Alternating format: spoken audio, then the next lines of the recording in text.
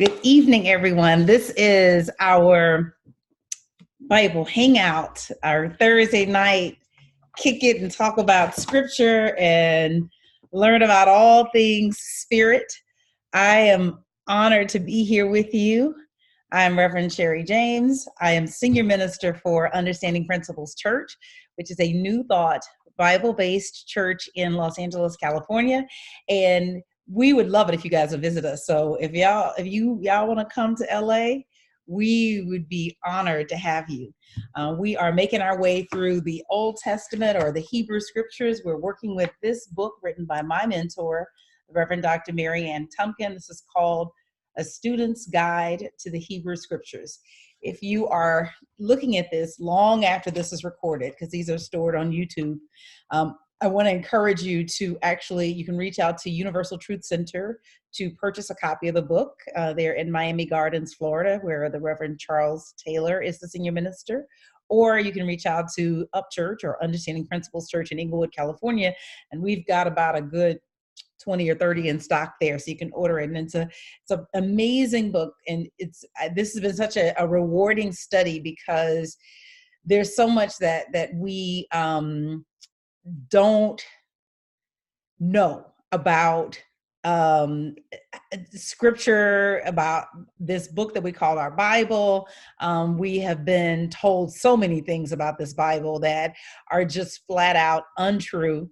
And so we've been working our way through it. And I think it's one of the reasons that I love New Thought so much, is because we don't run away from the Bible scholarship, and because our faith is not built on the Bible being factually true, then we're free to dig into the text. That this is not a faith shaker, but in a lot of ways it confirms our faith, because we see this effort by human beings in other parts of time, let's say other parts of the world, but other parts of time, trying to make sense of their world, trying to understand their relationship with God, and trying to interpret the things that were happening in their world, and to understand the role that they had to play in it and the role that God had to play in it. So it's a really powerful study.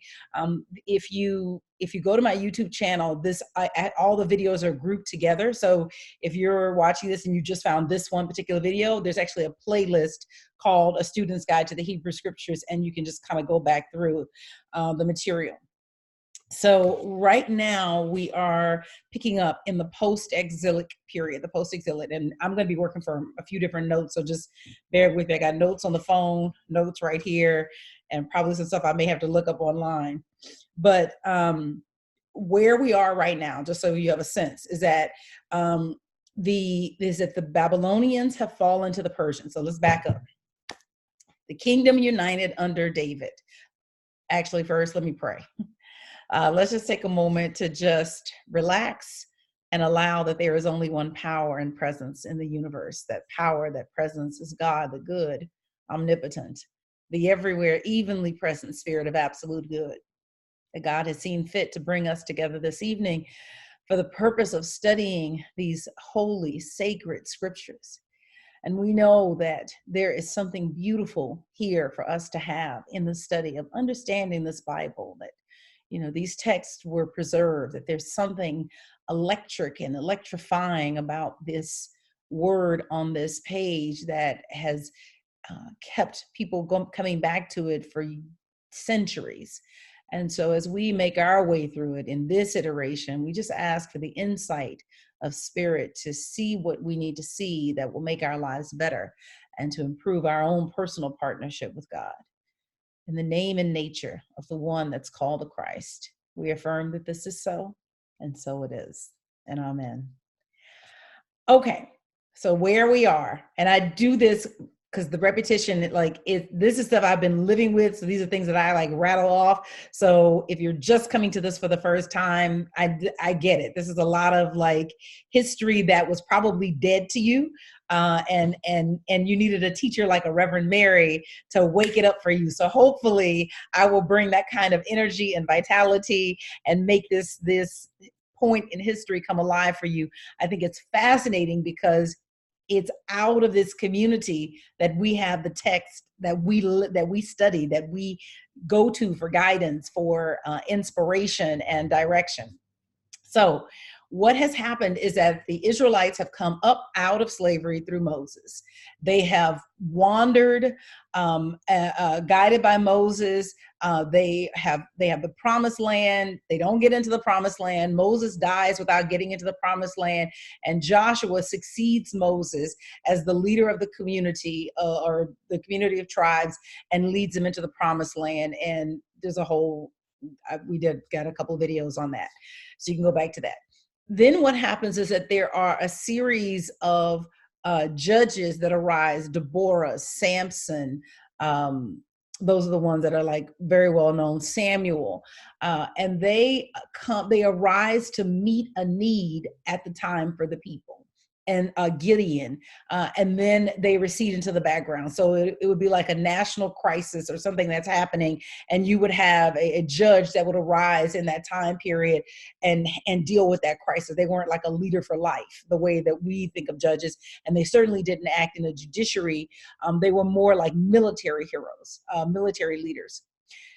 At the time that Samuel is the judge, the people begin asking for a king. And they look at other nations and they say, thank you, VJ, I just read your note. They ask for a king, and they tell Samuel, we want a king. And he's like, you don't want a king? Yes, we want a king. So he chooses Saul. And you remember, Saul is mentally ill, or has a mental illness that goes undiagnosed and untreated. And he kind of like, wigs out in a couple of different ways, and loses favor with God and with Samuel, according to the text. And Samuel ends up naming David as Saul's successor. David never comes in and conquers Saul. Saul is just allowed to just die out and basically hang himself with his own rope, essentially. And David assumes leadership. And under David, these 12 warring tribes end up uniting into one kingdom. And it is a time of prosperity. It is a time of peace. They are an independent nation. They are able to determine their own destiny. They're able to practice self-determinism.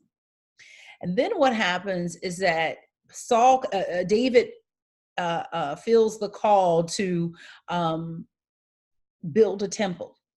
But because of his sins, he is basically told that he's not going to be allowed to build a temple. And so it falls to his son, Solomon. Well, Solomon goes on a building spree. He builds the temple. He builds the king's court. He builds all kinds of building projects. But the big thing that he does is that all of the building projects actually create an urban center. And so for the first time in the nation, you have classes of people. People don't know that they're poor until they compare themselves to other people, and they have something to reference against. So when Solomon goes on these building sprees, it basically creates classes where you have this, wealthy urban center, but the people that were in the outlying areas are, they don't have the same level of wealth. And so and he has forced labor for the state, or for the nation. It's called a corvée. So the people are forced to work on these building projects. So they have to contribute to them financially. They're forced to work on them. And it's just backbreaking to the people. And when Solomon dies, his son Rehoboam succeeds him. Kingdom is still united at this point. His son Rehoboam succeeds him. The led by Jeroboam, the 10 northern tribes come to Rehoboam to basically negotiate, to say, look, what we need, these are our demands. Essentially, let up on this corvée or reduce it, slow down on the building projects. And Rehoboam refuses all of their requests. And so under Jeroboam, the 10 northern tribes succeed. They're like, fine, we're going to go do our own thing. And so what you have is what scholars call the divided kingdom. So the 10 tribes are united in the north, and they retain the name Israel. And so in history, scholars refer to them as the northern kingdom. Then you have the southern kingdom, which is basically the tribe of Judah and Benjamin, and they are the southern kingdom, and they take on the name Judah. So Israel to the north, Judah to the south. Well, they're not just existing in a vacuum. There's stuff that's actually going on around them. And there is the superpower of the day, Assyria, that begins to rise in power and begins conquering nations that are very close in the backyard. It would be like, China coming and, taking down Mexico. Well, that puts China in our backyard, just to give you kind of a geographical reference. So they're taking down nations that are basically in the backyard of the Northern Kingdom. And they ultimately come and take down the Northern Kingdom. And one of the things that Reverend Mary taught me is that you always know a people by the way that they conquer. It's in their policy. It's in the way that they deal with the nations that they conquer. With the Assyrians, what they did is they came into Israel, those 10 northern tribes, and they took a large majority of the country, the people, and resettled them somewhere else. And then they took other peoples and resettled them in Israel. And basically they're lost to the pages of history. And so we have these 10 lost tribes. And we say that they're lost to the pages of history because there are no artifacts, there are no writings, there's no anything that indicated that these people continue to exist as a community with their own separate identity. There's no way to distinguish them from the things that we have found in history. So they're just lost. So they're the 10 lost tribes. Judah stands for another 150 years. Assyria is breathing down the neck of Judah, but Judah is able to basically stand strong. And then Assyria implodes because they are just financially strapped, overextended in terms of the nations that they have conquered, and their own mismanagement ends up causing their implosion. And when they implode, the Babylonians come in and conquer the Assyrians and then take over all of the territories that Assyria had some kind of relationship with, one of which was Judah. So Judah was still an independent nation, but they had to pay tribute, or what they're like a tax, kind of like what's happening right now with the African nations, that they're required to deposit, 14 of them are required to deposit 85% of their reserves in French banks. And they don't have free access to that money. They have to deposit it there. French banks are able to use it to earn interest on it. They don't owe any of that interest back to those African countries. And if the African countries want it, they have to take a loan against their own money. And they can't even, it's not even, they can take 100% loan on the 85% that they deposited. I think they can have up to like 15%, 20%, something crazy. So it has created a problem in those countries because it's backbreaking. All the money that they would have to take care of their own infrastructure and their own business, they don't have because it's being sent to France. So it's a backbreaking relationship. So that's just to give you, again, because there's nothing new under the sun, this is what's happening with Judah and with Assyria. But Assyria has its own internal problems going on. And so when they start to fall apart, Judah sees an opportunity to break free of this tribute relationship, and they buck that system.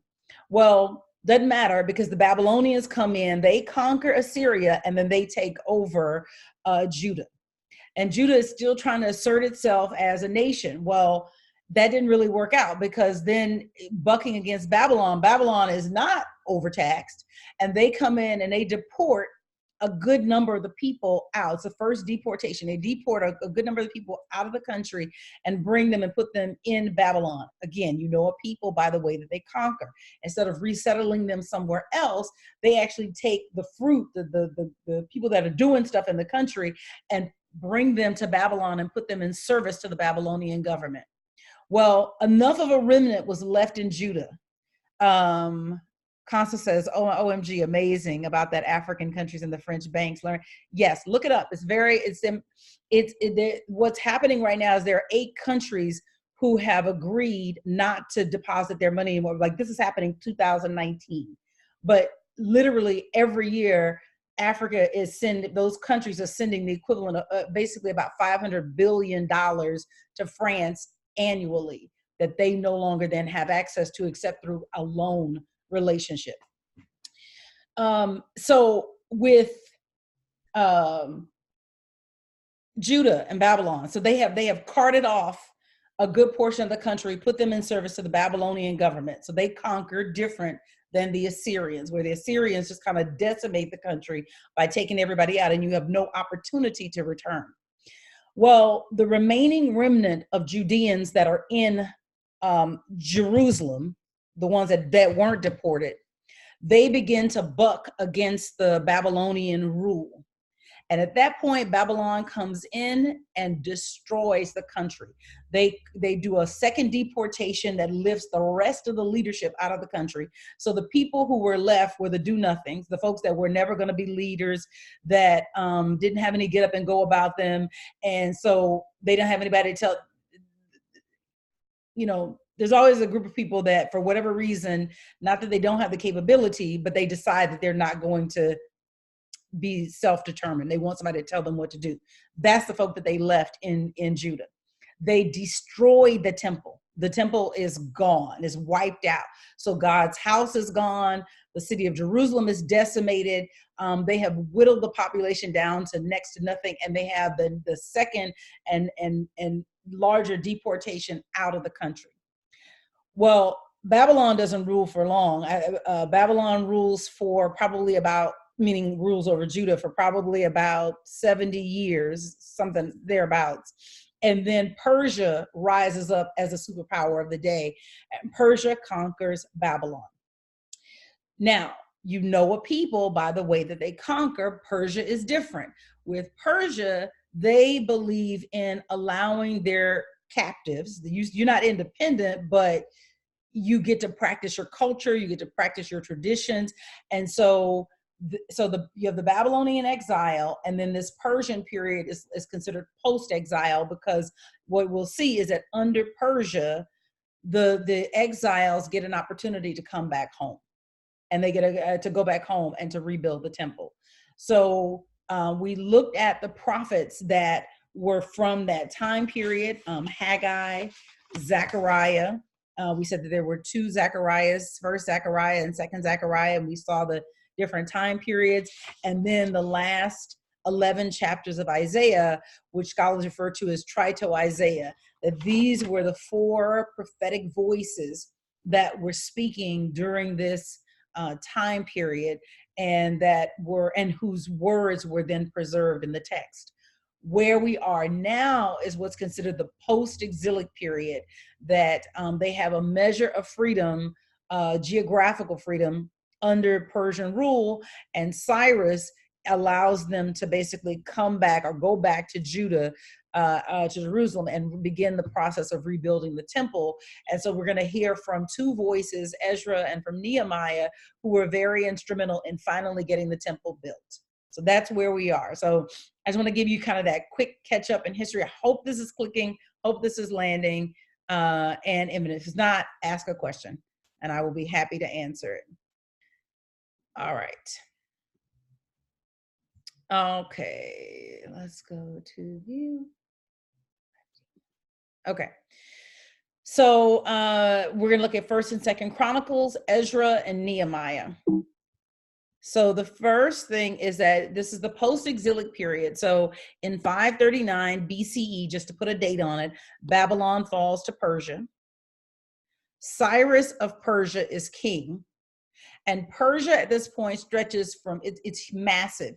It stretches from Egypt all the way north up to Asia Minor, which is modern day Turkey, and then all the way over to Eastern Iran. So it is the largest empire that has been seen in the ancient Near East.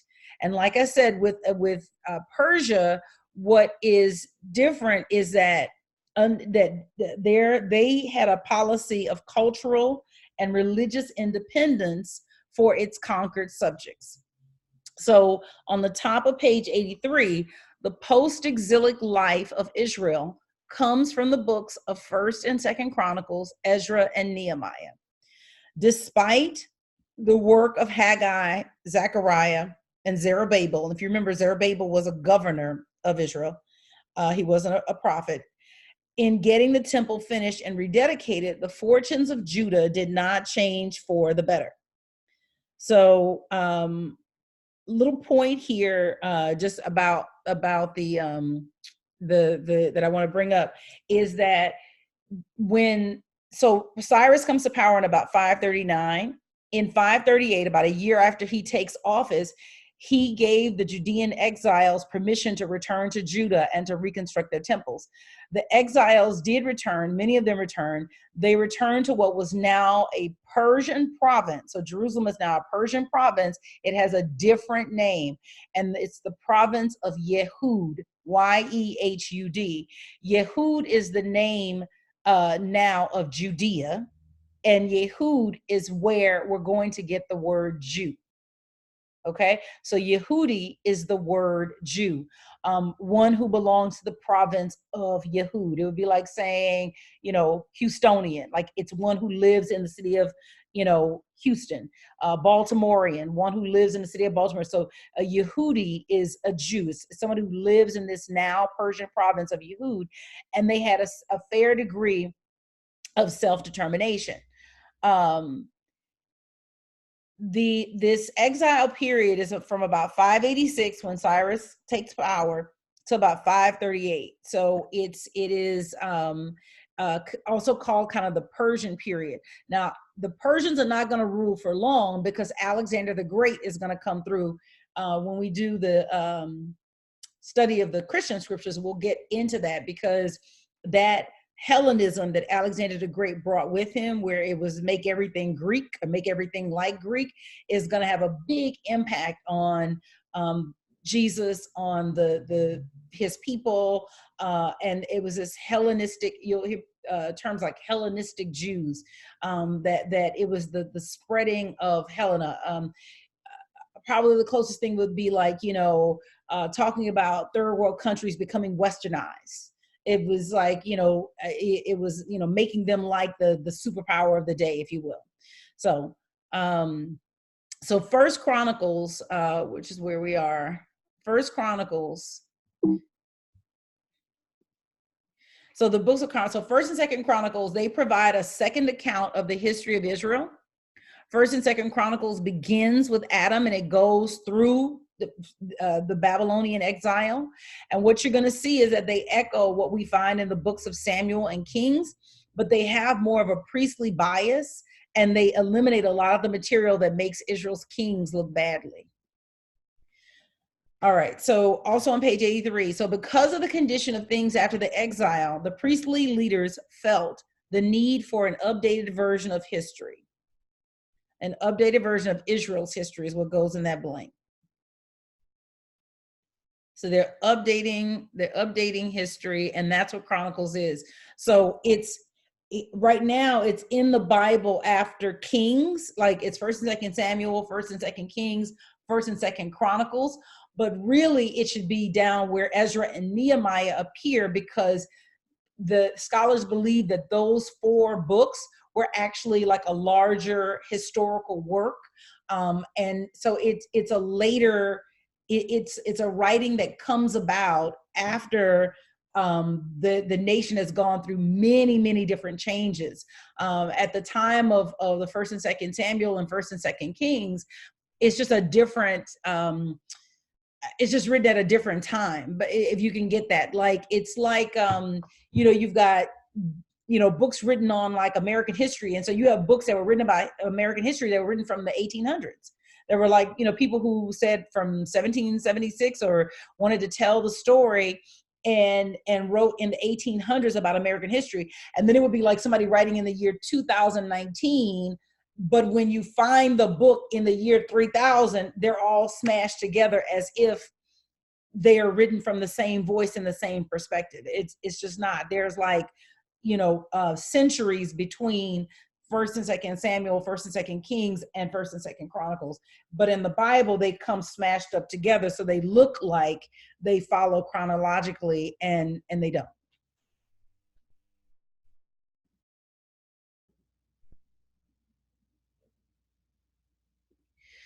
Chronicles often follows the books of Samuel and Kings word for word through whole chapters. So yes, they echo a lot of what you see in the books of Samuel and Kings. However, there are places where it either leaves out matters found in Kings or adds to it new material. So, for example, you won't find the story of David and Bathsheba when you're reading Chronicles account of the reign of David. So Chronicles is already an interpretation. It's like an inner biblical interpretation. It's the Bible interpreting itself. And the chronicler really seems less interested in David's political genius. For example, it doesn't go into any of his strategy or any of his political accomplishments, stuff that you would find in First and Second Samuel and First and Second Kings, but rather it really looks at his role in establishing Jerusalem as a religious capital, in planning a temple and organizing the music for temple worship. So it puts that kind of emphasis on it. The first part of Chronicles retells history from Adam to Saul. Most of it is told by means of lists of names and genealogies. Genealogies is what goes in that blank. Lists of names and genealogies.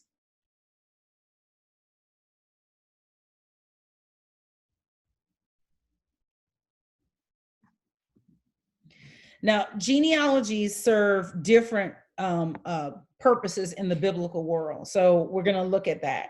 I'm at the bottom of 83. Genealogies are have different purposes. So when you're looking at a family, genealogy is important because they define privilege and responsibility. So remember, and this is a thematic thing that comes up, is the rights of the oldest child. And so we have a lot of instances where the older sibling is, tricked out of their birthright by the younger sibling, or David has 7 older brothers, but Samuel, chooses, following God's direction, chooses David to succeed Saul as king. This is something that comes up over and over again about the younger brother, claiming the birthright. Cain and Abel starts at the very beginning. So, but the genealogy, we're hearing the instances where the younger usurp the good of the older, but in general, the oldest is who received the birthright from the parent, received the blessing. They become the leader of the family in the absence of the father.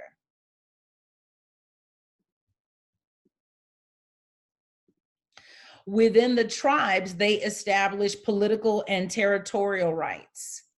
Within the tribes, they establish political and territorial rights. Who gets what parcel of land? What can you lay claim to? Within the religious sphere, they establish membership in the priestly and Levitic classes. In the priestly and Levitic classes.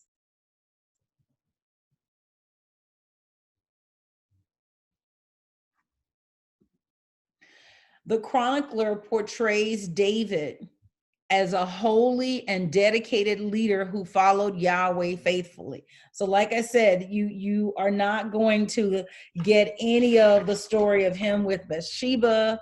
So all that, comeuppance with, when the prophet Nathan confronts him and, you slept with her and all. None of that. None of that. David is a whitewash. It's First and Second Chronicles is like revisionist history. It's like, we're going to tell this story and you're going to look good in the story. So that's kind of what happened with David and with all the kings. Like whereas if you remember back when we were going through Kings and we were explaining like how the author or the redactor, they would tell the king, they would run through the kings, and they had the king of Israel and they had the king of Judah, and so when they named a king of Israel, they tell who the king was in Judah, like almost like a during the Obama years, Justin Trudeau is the prime minister of Canada. During the Trump years, so it was always this kind of like juxtaposition, looking at Israel and then at Judah in the northern kingdom and the southern kingdom. And so if part of that was an evaluation of the kingship, were they a good king? Were they not a good king?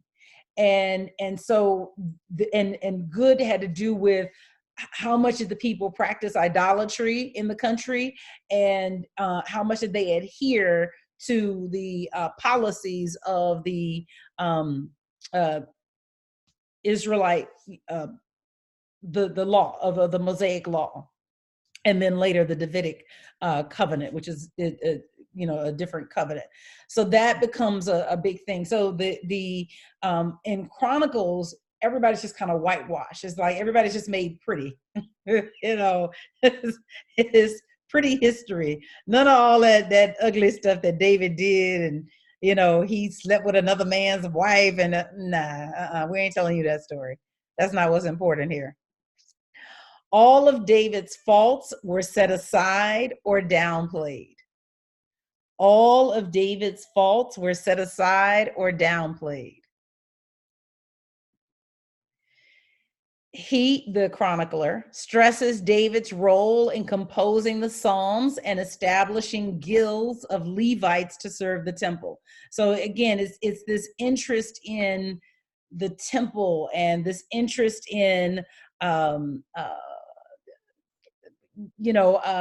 him preparing Jerusalem as a capital, as a religious capital, laying down plans for the temple. All of they emphasize that. It would be like Martin Luther King. I mean, there's a lot that he did. We're still pretty close to him in history, but the further and further we get away from him in history, he becomes known as the I have a dream man, right? Martin had a dream. And so all the other stuff, the poor people's movement, the strikes with the workers, the unions, all of that stuff just gets swept under the rug. Like it's like it gets lost as what is important in that modern time comes to the forefront, and the other parts of history kind of get pushed aside. So this is what's happening with David and with all the kings. David becomes second only to Moses in importance. David becomes second to Moses, only to Moses in importance. And if you remember, we said this in the beginning, we said that Moses was like a paradigmatic prophet. Like every other prophet is compared to Moses, and they model their prophesying after the work of Moses. Well, David becomes paradigmatic as the king, because remember, David, the only time that the nation has been united and has been an independent nation in the history of the nation, of the world, is under David. That it begins to crack under Solomon, but David is who brings them together. So David is just kind of elevated and idealized as perfection. You start to hear things like he's the apple of God's eye, and a king like David. It's important for the author, the anonymous author of Matthew, to line up Jesus from the house of David. It's that the Messiah is going to come from the Davidic line. So all of that becomes important. So David really gets elevated with the revisionist history here. In revising the history, the chronicler establishes temple worship on a firm basis with a clear description of the roles needed. In revising history, the chronicler establishes temple worship on a firm basis with a clear description of the roles needed. So this is important because they're having trouble rebuilding the temple, and so they had to decide, were they going to be a people with a temple, with a central place of worship?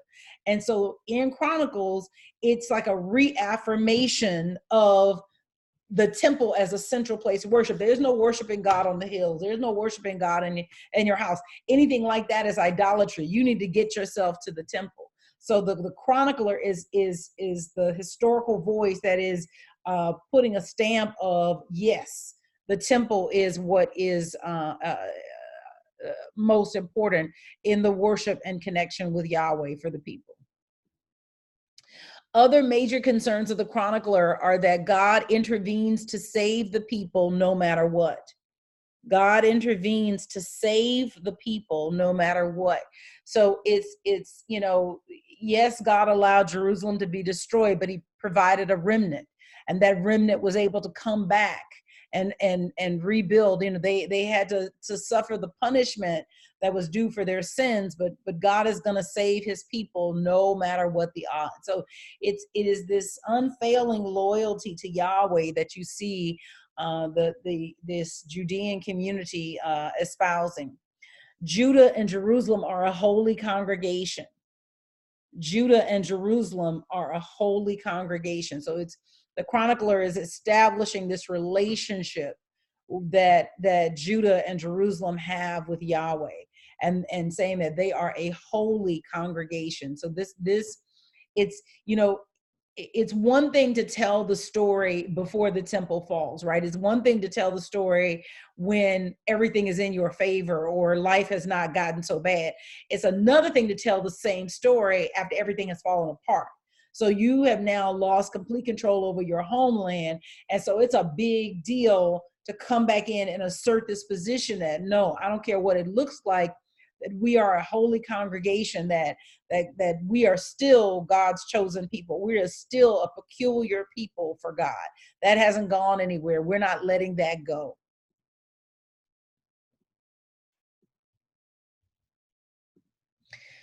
The high priest has authority even over the king. So this is establishing who is in charge. And ultimately it becomes the high priest. The high priest has authority even over the king. And if you remember back to David, really Solomon, really it was under Solomon, because when he built that temple, so you had this kind of separation of church and state, right? You had these prophetic voices, and then you had King David. And so Nahum could speak against King David, right? He was able to speak truth to power when he called David on the carpet about the relationship with Bathsheba. You see the reversal of that with Solomon, where when Solomon builds that castle or the king's court, he puts the temple inside the king's court. So essentially he conflates the Yahweh, or the worship of Yahweh, with honoring the king. And so dishonoring the king was not just treasonous, it was blasphemous. So it was this mixing. Everybody wasn't in agreement with it, but listen, Solomon's the king. He built the temple, and he put the temple inside his house. So if you want to worship God, come on over to my house, right? So it conflated this relationship. And so the king then was seen as God's representative for the people, right? And so it changed the direct relationship that Israel had with God under the Mosaic covenant. Under this Davidic covenant that really takes shape under Solomon with the setting of the temple inside the king's court, it all gets mashed up together. So now what you have is this fleshing out and a clear understanding of the people that no, the high priest is above the king.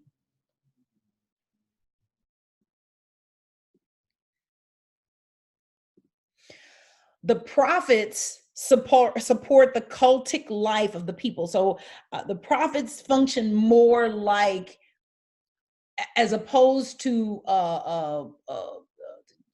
voices speaking out against oppression, they are much more involved with, here, let me tell you how to lead a Yahweh only life. They took on the role of life coaches, as opposed to voices from the outside coming with warnings of condemnation for bad living. And so their role changed, and they became more about, again, supporting the cultic life. And so I want to talk about cultic life, because we have in our modern day, cult is a bad word. You know, Jim Jones had a cult, but cultic life just meant your religious practices. And so supporting the cultic life, it's kind of the role that you see a lot of ministers take now, which is, here, let me help you develop some spiritual maturity. You know, these are some things that you need to do. You need to be reading something inspirational every day. You know, when we get ready to do our Lenten series at Up Church, which I encourage all of you to be a part of, because it's going to be phenomenal. It always is. And we've been doing it now for almost 6 or 7 years, because it started when we were in seminary in 2013. Yeah, 2013, when we started doing our practicum. And so what happened with the Lenten series, we do this daily call. We do it every morning at 7 a.m. Pacific time. Sometimes we have a corresponding nighttime call for those who can't make it in the morning. And during that call, it's inspiration, you know, and we work with you, and we open it with prayer, with some type of teaching. And what it does is that it orders your day. And so it becomes this, you know, stirring up of the gift of God in you on a daily basis over the course of Lent, from Ash Wednesday all the way to Easter Sunday. We have meditations, all kinds of things. It's a half hour. And then there's always the after party for those that decide they want to stay on. But we break the call at 7:30 so people can go to work or continue their day. And then anybody wants to stay for the after party, they can stay. So what we're doing is we're helping you with your cultic life. We're helping you establish your God practice, which is the daily worship of God, coming together, reading inspirational literature, thinking about that literature, praying out loud, listening to inspirational music, but having that hour of power, or that half hour of power with God. So the prophets now are taking on that kind of role. Let me get involved in your life and help you with understanding how to have a practice of Yahweh only.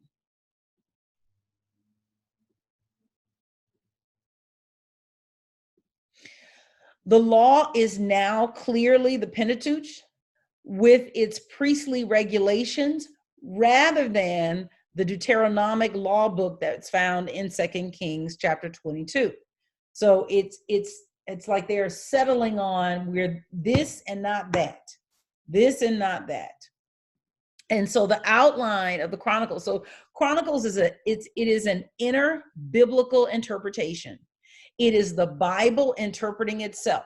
The chronicler is not really interested in David's political genius. It doesn't go into his strategy, his political accomplishments, nearly as much as it goes into his role in establishing Jerusalem as a religious capital, in planning a temple, and in organizing the music for temple worship. And so this is the outline of Chronicles. So the first 9 chapters of First Chronicles are basically genealogy lists from Adam to Saul. Saul is the first king of Israel. Genealogy lists. Then from chapters 10 to 29 in First Chronicles, you have the history of David's reign. So from chapter 10 to chapter 29 is all about King David. And then we move to Second Chronicles, chapters 1 through 9, and it's the history of Solomon's reign. And then the last, 26 chapters, chapter 10 to chapter 36 of Second Chronicles is from the kings of Judah. So basically Solomon and then the kings of Judah. It doesn't focus on Israel. The kings of Judah down to the end of the exile. So it's really Jerusalem as like this religious capital. They're not even paying attention to Israel. It's all about Judah. And so Judah is a southern kingdom. It stands until the fall to the Babylonians. They are exile. Babylonia falls to Persia, and Persia allows them to come back and rebuild. So this First and Second Chronicles takes us down to the exile. So the book of Ezra, and please let me know if there are any questions. So Ezra and Nehemiah, a lot of the information is not presented in chronological order. They jump all over one another as far as information, and it's likely that Ezra, Nehemiah, First and Second Chronicles were probably this larger historical work. They probably were not separate books the way that they're treated today in our Bible. Ezra and Nehemiah give an account of the return of the Babylonian exiles in the late 6th and 5th centuries. Ezra was a priest and a scribe. And so I'm in about the lower half of page 85. Ezra can be divided into two major parts, the first 6 chapters and then the last 3 chapters. So 4, I guess. First 6 chapters and the last 4. The first part gives information about the first 2 groups of returning exiles, those under Sheshbazzar, Shesbazzar, and those under Zerubbabel. Remember, Zerubbabel is that governor that we learned about in Zechariah. So there are 2 groups, groups of returning exiles that were led back. And then in chapters 7 through 10, the scene shifts to many years later under the Persian king Artaxerxes. Artaxerxes is spelled Artaxerxes. Under the Persian king Artaxerxes, Ezra, a priest and a scribe, he is sent from Babylon to restore the practice of the Israelite faith. So if you remember, Zechariah and Zerubbabel are, they're trying to work out rule, right? Because they've been a monarchy and now they've got this governor and this prophet. And what do they do with it? So Ezra is in Babylon being a witness to all of what's going on in Jerusalem. And he wants to come back and be of service to his people and to help them establish some order because they're having trouble establishing order. They've gotten the go-ahead to rebuild the temple, but nobody's really like taking any serious action. And so he goes back to try to help spur this on. So what happens is that when he gets there, he's trying to identify what the problem is. He's trying to understand what the problem is. And he sees 2 things that he thinks of as major problems. The first is that many Israelites had married Gentiles, and this prevented them from keeping the law. So it was this interfaith marriage. They had married Gentiles, and this prevented them from keeping the law. And then there was general disregard for the regulations about sacrifice, worship, purity, and special Jewish customs. And so this, it is this conversation of what is the law and how do you live with it? And so Ezra is saying that you guys don't, there's no moral authority here. You're not following what was laid down in the law. And so he starts trying to basically get some order among them for that. And then you'll see with some of his reforms, which don't really go so well, but he tries. The first thing is that he calls a great assembly, and the people make a public confession of their sins and faults. He calls a great assembly, and the people make public confession of their sins and faults. Is that you get to come forward and say what you did that was out of alignment with the law of God. As a result, the men agree to give up their foreign wives. So he tries to bust up all of these Jewish Gentile marriages. And so he gets them to agree to give up their foreign wives. And then they also agree to observe the Sabbath and to support the temple. So he's saying that the reason that things have not been able to turn around, the reason that you guys are having trouble building this temple is that you got these foreign wives. So it means that you have divided households because they're not worshiping Yahweh, and you are not observing the Sabbath, which was ordained by God, and you're not supporting the temple. That's why things have not turned around. And so in this public assembly, Ezra read the book of the law, and the people agreed to obey the covenant and everything. So he really gets them focused on, we're going to try to live by this monotheistic point of view, this covenant that we have with Yahweh. And so he revives that interest, for the people. Ezra is acknowledged as being the father of Judaism, because he restored the spirit of the covenant, and he made the Pentateuch the guidebook for the future. So he is considered the father of Judaism. Now, his reforms are really about strengthening the religious identity of the Judahites. He wants to revitalize morale, and he also wants to prevent the decline of Mosaic standards and to prevent the decline of biblical monotheism. His two most important acts are the dissolution of foreign marriages and his renewal of the covenant. So under Ezra, the Torah becomes the official and authoritative norm for Israel. Under Ezra, Judaism took the decisive step toward becoming a religion of scripture. This didn't result in a single uniform set of practices or beliefs, because while Ezra may have unified Israel around a common text, he did not unify them around a common interpretation of that text. So you still have disagreements on how do you actually fulfill the law. That continues even until today. Are there any questions on this before we move on to Nehemiah?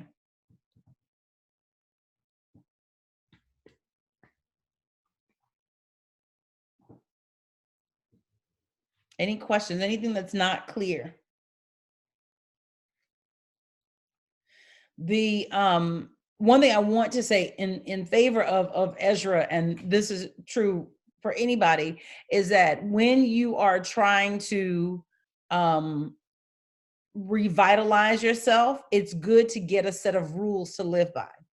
That when you have a set of rules, so a simple rule could be, I don't stay in bed any longer than 10 minutes after I wake up. That there's something about getting up and getting the day started versus just laying around that then tends to lead to more laying around. That it's there. When you set up rules for living, those rules for living become a energizer for you. And what you'll find with people who are highly successful is that they have all of these little rules that they live by, that they give to themselves to govern their day.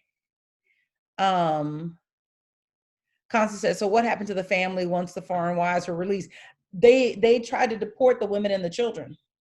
It failed, but they tried to deport the women and the children. And Alita says, this is where we have the separation of church and state. Yeah.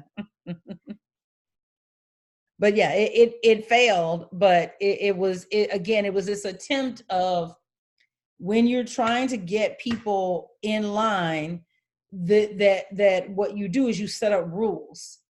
And Constance said, sounds like today. I'm telling you, Constance, every time I read this, I'm like, there is nothing new under the sun.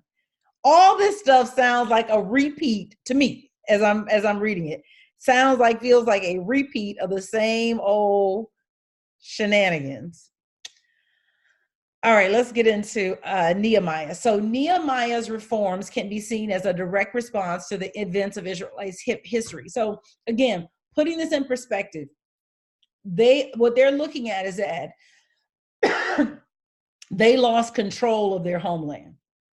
So their perspective is that what happened before just cannot be allowed to happen again. So they view the tragic history as like a cautionary tale. And then they're laying the reason for it as, you weren't faithful to the covenant of God. And the covenant of God is worship me and me alone. If you got a foreign wife, that means that if she's not converting, that essentially you got a divided household. Nehemiah was a high official in the court of the Persian king Artaxerxes. That's what goes in that first blank, Persian king Artaxerxes. He persuaded the king to appoint him as the governor and allow him to rebuild the city walls of Jerusalem. The book is composed of Governor Nehemiah's memoirs. So Nehemiah is not a prophet in the way that Ezra is a prophet, or Ezra really is a priest and a scribe. So these are we're not really listening to prophetic voices.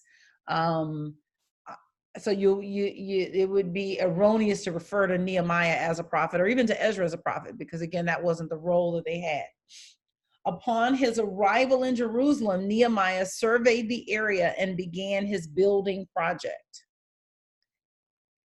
Nehemiah surveyed the area and began his building project. As soon as the project became public, Sanballat, the governor of Samaria, Tobiah, the governor of Ammon, and Geshem, the governor of Edom, tried to stop the work. So essentially, they came in and they offered to help, and they refused their help and basically insulted. They started trying to sabotage the efforts, and so they actually go to Samaria. They actually go to King Artaxerxes, and they basically say that, hey, this is that this is not good to let this potentially rebellious city rebuild itself. And they convince King Darius, because Cyrus is no longer king, they convince King Darius to basically halt the building project. And so the Judeans go back and they're like, no, this was decreed by Cyrus. So it's a whole thing. So listen, this is what these are my notes. So the building doesn't proceed smoothly, and that's due largely to the hostilities of the surrounding communities. These surrounding communities are referred to as adversaries of Judah and Benjamin, so the two southern tribes. And so in Nehemiah 4, 5, and 6, the Samaritans in many cases offer to assist in the project of reconstruction. Their offer is rejected, and as a result, the Samaritans, insulted, persuade the Persians that this is a bad idea. Rebuilding a potentially rebellious city is a bad idea, and the Persians listened to them, and they actually ordered the rebuilding stopped. There are two prophets then, which is Haggai and Zechariah, and these prophets are of the post-exilic period, and so they urge the continuation of the building. A Persian official objects. The Jews appeal to the new Persian emperor Darius. Cyrus is dead. And they ask him to search through the court records, look for the original authorization by Cyrus. They say, we have been authorized to do this. And according to the text, Cyrus's edict is found. Darius agrees not only to enforce it, but to honor his obligation to supply money for the rebuilding. This is under Persian imperial sponsorship, and he will honor the obligation to supply money for the rebuilding and to procure sacrifices as well. And so the temple is finally dedicated, we think, at about 515 BCE, and a Passover celebration is celebrated in the sanctuary. Alita says it's the original Game of Thrones.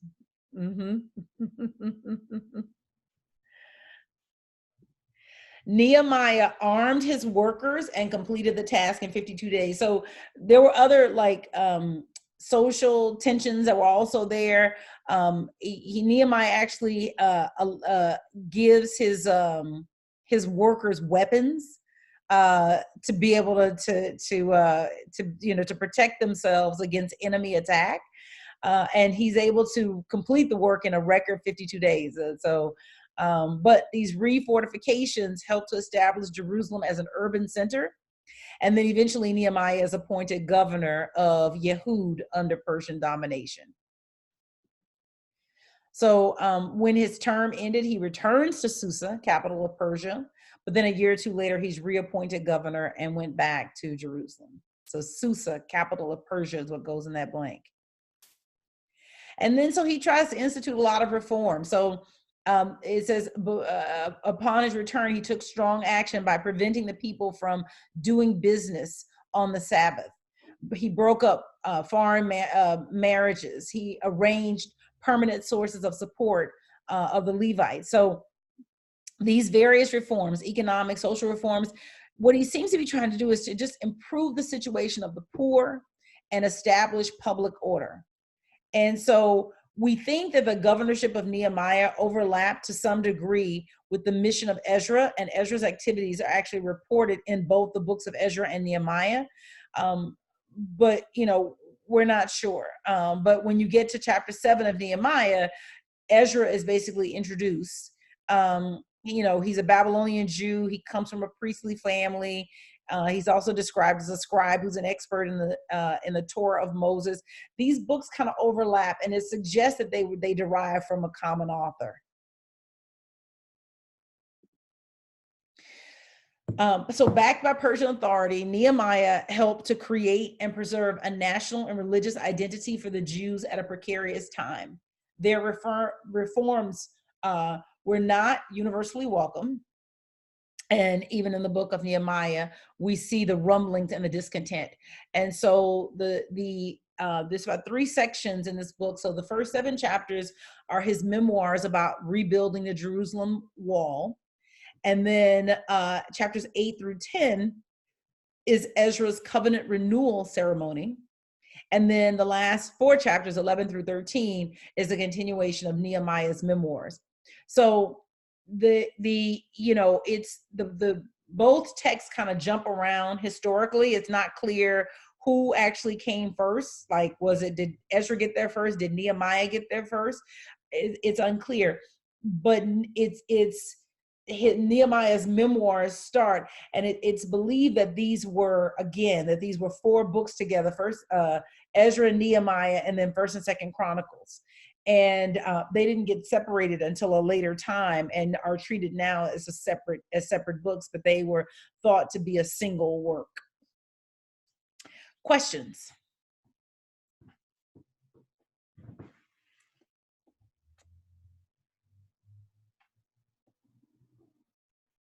Aha moments.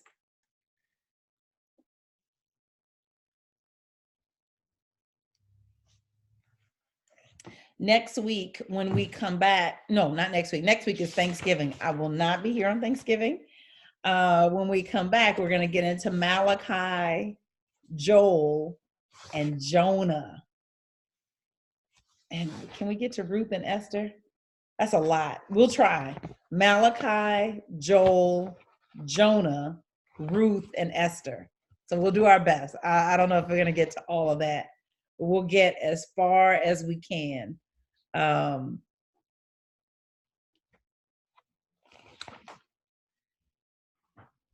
right. Thank you so much for tonight. I hope that this was a blessing to you.